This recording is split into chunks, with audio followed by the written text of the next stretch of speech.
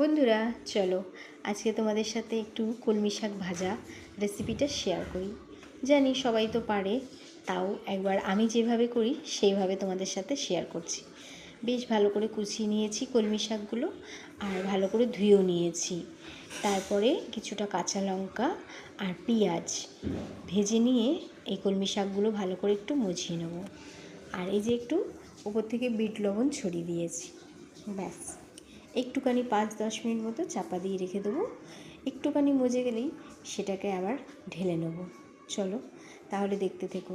আর সবাইকে বলছি, বন্ধুরা আমার পাশে থেকো, আমার চ্যানেলটাকে লাইক কমেন্ট সাবস্ক্রাইব করে দিও। সাবস্ক্রাইব করা থাকলে কি হবে, আমার যে কটা ভিডিও আমি ভ্লগও করি সেগুলোও শেয়ার করতে পারবো আর সবার আগে তোমাদের কাছে পৌঁছে যাবে।